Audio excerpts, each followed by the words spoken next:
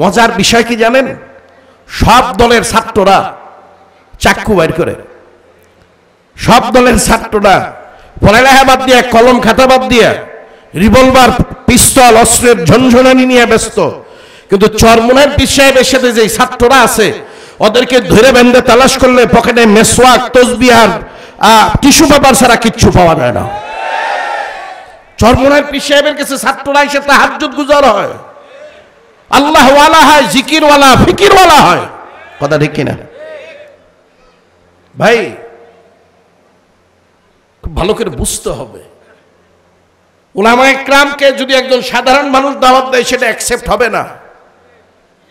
কি বলেন? এই জন্য উলামায়ে কেরামের জামাত পীর সাহেব হুজুর তৈরি করে দিয়েছেন, ছাত্রদের জামাত তৈরি করে দিয়েছেন, শ্রমিকদের জামাত তৈরি করে দিয়েছেন, দাওয়াত চলতেছে।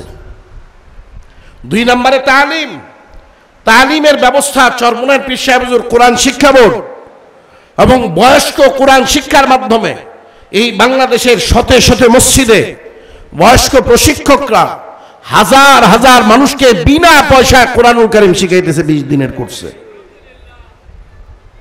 আরেকজন ব্যক্তি দেখান, চরমোনার পীর সাহেবের মধ্যে যদি উম্মতের দরদ না থাকতো তাহলে বয়স্ক প্রশিক্ষকদেরকে বিভিন্ন জায়গায় প্রশিক্ষণ দিয়ে ছেড়ে দিত না। কথা ঠিক কিনা ভাই? নাম্বার 3, তাজকিয়া নফস, আত্মশুদ্ধি।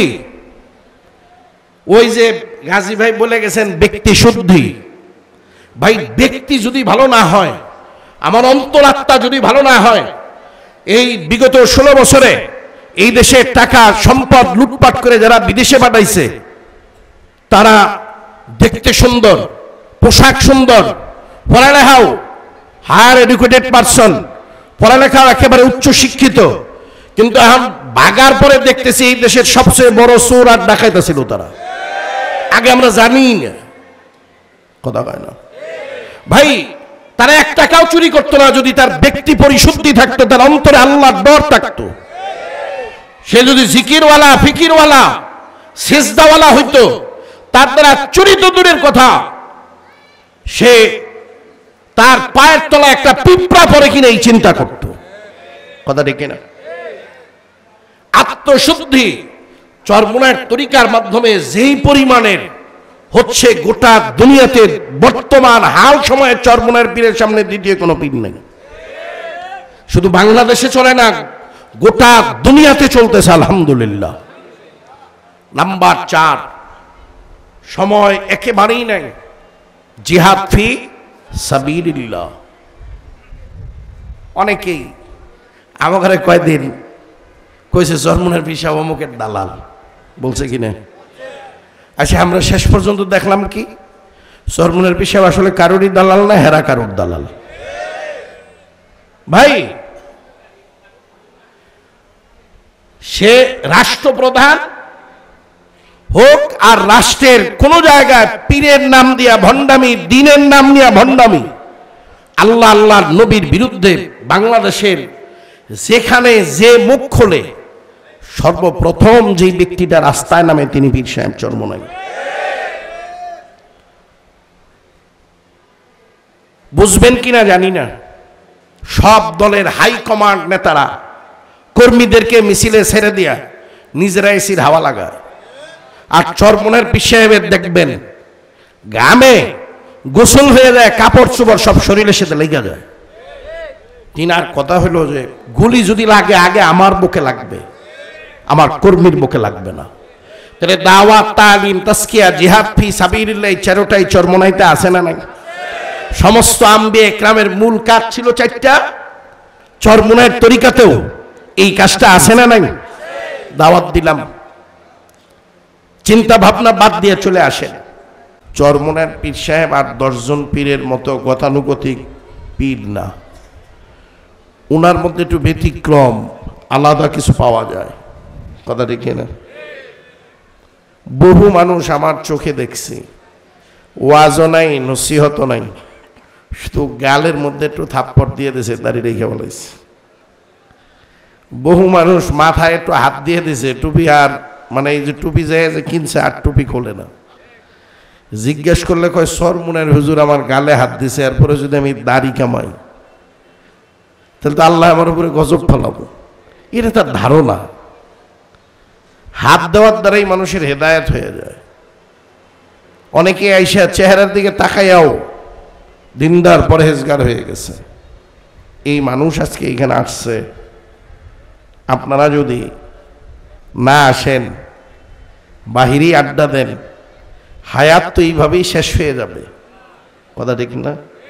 কারোর জন্য কি হায়াত বসে আছে? সকালবেলায় তো উঠছিলেন, এখন তো রাত হয়ে গেছে। সারাদিন কিভাবে গেছে বলতে পারবেন? রাতে এখান থেকে মোনাজাত দিয়ে যায় বিছানায় পিঠ লাগাবেন, উঠে দেখবেন আবার সকাল হয়ে গেছে। রাত কোন দিক দিয়ে যাচ্ছে বলতে পারবেন? এভাবেই চার দোকানে বসলেও হায়াত শেষ হবে, ওয়াজের মজলিসে বসলেও হায়াত শেষ হয়ে যাবে, পানের দোকানে আড্ডা দিলেও হায়াত চলে যাবে, মসজিদের কোনায় বসে আল্লাহ আল্লাহ জিকির করলেও হায়াত পার হয়ে যাবে। আপনি খায়া বেশি খাইলেও হায়াত শেষ হবে, কম খাইলেও হায়াত শেষ হয়ে যাবে। আপনি অনেক বড় বড় লোকও যদি হন, বড় শিল্পপতিও যদি হন, এরপরও আপনার হায়াত থাকবে না, হায়াত শেষ হয়েই যাবে। আবার যারা ভিক্ষু, তাদের হায়াত লম্বা হবে না, তাদেরও এক সময় হায়াত শেষ হয়ে যাবে। মরার পরে একটু চিন্তা করে দেখেন না, শিল্পপতি আর রাস্তার যিনি ভিক্ষুক ছিলেন, দুজনের অবস্থা তো বরাবর। কথা ঠিক না? আলাদা কি করবেন? তাকে যে কাপড় দিয়ে পেঁচানো হবে, এটা স্বর্ণ রৌপ্য দিয়ে বাধাই করা হবে না। ফকিরকে একেবারে শুধু সাদা কাপড় দিয়ে দিবে না, সাদা কাপড় ফকিরের জন্য, শিল্পপতির জন্য, প্রেসিডেন্টের জন্য। কথা ঠিক কিনা? কি নিয়ে যাইতেছে একটু চিন্তা করার দরকার আছে না নাই? এই চিন্তা এখন আমাদের মাথায় একেবারেই নাই, একেবারেই নাই। চরমনার পিসা হুজুর এই আখিরাতের চিন্তাটা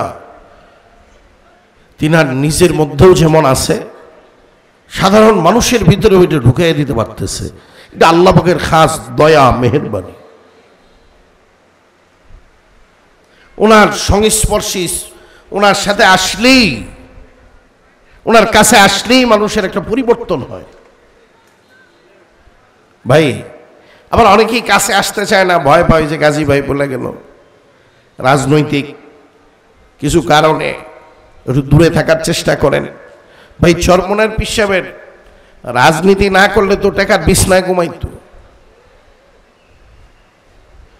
আবার অনেকেই মনে করে হুজুরের রাজনীতি বোঝে।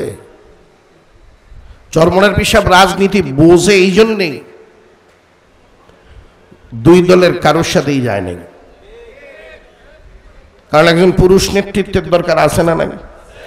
কথা কয় না ভাই? 53 বছর তো আমরা দেখছি, এক এরশাদের আদর্শ, আবার এক জিয়ার আদর্শ, আবার এসে বলে শেখ মুজিবের আদর্শ, আবার কয়দিন শুনলাম খালেদা জিয়ার আদর্শ, আবার কয়দিন শুনলাম 16 বছর শুনলাম শেখ হাসিনার আদর্শ। তো চরমনার পীর সাহেব ডাক দিয়েছে আল্লাহর নবীর আদর্শ বাস্তবায়নের জন্য। মুসলমান হিসেবে বলেন তো কার পক্ষে থাকার দরকার? নবীর আদর্শ যারা বাস্তবায়ন করতে চায়, কোন মুসলমান যদি তার পক্ষ না নিয়ে যারা জাতীয়তাবাদ আর ধর্মনিরপেক্ষতাবাদ বাস্তবায়ন করতে চায়, তাদের পক্ষে গেলে তার মুসলমানই থাকে না। এবং চ্যালেঞ্জ দিয়ে বলে গেলাম, মুসলমান আল্লাহর নবীর আদর্শ বাস্তবায়ন করার জন্য আগাই আসবে না, এটার নাম মুসলমান না। এই 92 ভাগ মুসলমানের দেশে মুসলমানরা ইসলাম চায় না, যার কারণে ইসলাম প্রতিষ্ঠিত হয় না। ইসলাম আমরা বুঝি না। আমি এদিকে বলবো না। বাকি চরমনার পীর সাহেব রাজনীতি করেন, আল্লাহর নবী করছেন, এই জন্য করেন। মদিনার প্রথম প্রেসিডেন্ট কে ছিলেন? জনাবে মুহাম্মদুর রাসূলুল্লাহ সাল্লাল্লাহু আলাইহি ওয়াসাল্লাম। গোটা আম্বিয়া ইকরামের মূল কাজ ছিল 4টা। সমস্ত নবীদের মূল কাজ কয়টা? 4টা। 1 নাম্বার, সমস্ত নবীদের 1 নাম্বার কাজ ছিল দাওয়াত। 1 নাম্বার কি ছিল ভাই? দাওয়াত। এটা কি চরমনাইতে নাই? দাওয়াত না পেয়ে কি আসছেন আপনারা? দাওয়াত দেওয়ার পদ্ধতি আপনারটা একরকম হতে পারে, আমারটা সরাসরি যায় দাওয়াত দেওয়া আর মোবাইলে দাওয়াত দেওয়া যায় না কি ভাই? এটাও তো দাওয়াত, কথা কয় না। ইদানিং দেখি অনেকেই বিবাহ বিভিন্ন দাওয়াতের কার্ড মোবাইলের হোয়াটসঅ্যাপে পাঠিয়ে দেয়, মেসেঞ্জারে পাঠিয়ে দেয়, সামনাসামনি যাই দিতে হয় না। এটা যদি দাওয়াত হয় তাহলে দাওয়াত দেওয়ার পদ্ধতি আপনার একটা হতে পারে, আমার আরেকটা হতে পারে। বাকি আমার পদ্ধতিটা জায়েজ পন্থায় আছে কিনা সেটা দেখবেন। কি বলেন? আজকে এখানে আসছেন, পোস্টার লিফলেটের মাধ্যমে দাওয়াত হয়েছে, মাইকিং এর মাধ্যমে হয়েছে, মসজিদে মসজিদে এলানের মাধ্যমে হয়েছে, ব্যক্তি পর্যায়ে একে একে যায় দাওয়াত দেওয়া হয়েছে, ঘরে ঘরে, দুয়ারে দুয়ারে, দাঁড়ে দাঁড়ে। এটাও দাওয়াত। চরমনার পীর সাহেবের দাওয়াতের যে পদ্ধতি এত ব্যাপক, দাওয়াত নিয়ে আলোচনা করলে 2 ঘন্টায় শেষ হবে না। চরমনার পীর সাহেব প্রধানমন্ত্রী থেকে চৌকিদার পর্যন্ত দাওয়াত পৌঁছানোর ব্যবস্থা রাখছেন। আপনি বলেন অন্য কোথাও আছে কিনা? ভাই রিক্সাওয়ালা যায় যদি সিটি কর্পোরেশনের মেয়রের দাওয়াত দেয়, সিটি কর্পোরেশনের মেয়র মনে করবে যে 2টা ধর্মের কথা কয়ে আমার কাছে পয়সা লইতে আইছে, কথা কয় না। আবার যদি গাজী ভাই যায় দাওয়াত দেয়, কথা কয় না। ভাই ঘুঘু বক দিয়ে শিকার হয় না, আর বক আপনার বগও ঘুঘু দিয়ে শিকার হয় না। বক দিয়ে বক ধরতে হয়, ঘুঘু দিয়ে ঘুঘু ধরতে হয়। রাজনৈতিক মন মানসিকতায় মেজাজ যাদের, তাদের দাওয়াত দেওয়ার ভাষা এবং পদ্ধতি রাজনৈতিক ভাবেই হওয়া লাগবে, তাহলে সহজেই তারা গেলবে, কথা ঠিক কিনা? সব ছাত্র সায়েন্সের মাথা নিয়ে জন্ম নেয় নাই, কেউ কমার্স, কেউ আর্টস, কথা কয় না। কমার্স আর আর্টসের ছাত্রদেরকে সায়েন্সের ক্লাসে বসাইলে ওরা অন্ধকার দেখে কিচ্ছু বোঝে না, কথা ঠিক কিনা? ভাই ভ্যানওয়ালাদেরকে দাওয়াত দেওয়ার জন্য আরেকজন ভ্যানওয়ালা যদি যায় খুব সহজে খাবে। এটা ইয়াংম্যান, যুবক, ছাত্র যারা আছে তাদেরকে দাওয়াত দেওয়ার জন্য 60 বছরের এক বুড়া যদি দাওয়াত দেয়, বয়স্ক মানুষ মুরব্বী বেয়াদবি হবে, এই জন্য যায় না, হাত সুন্দর করে বান্দা দাঁড়াইয়া শোনে। বুড়া দাওয়াত দিয়ে যাওয়ার পরে পিছনে কয় বুড়ায় কি বোঝে, আদিম যুগের লোক, কথা কয় না। আর ইয়াংম্যান ছাত্রকে যদি 20-22 বছরের তাগড়া আরেক নৌজওয়ান, আরেক ভার্সিটির ছাত্র, কলেজের ছাত্র দাওয়াত দেয়, ওটা খুব সহজে গ্রহণ করে, কথা ঠিক কিনা?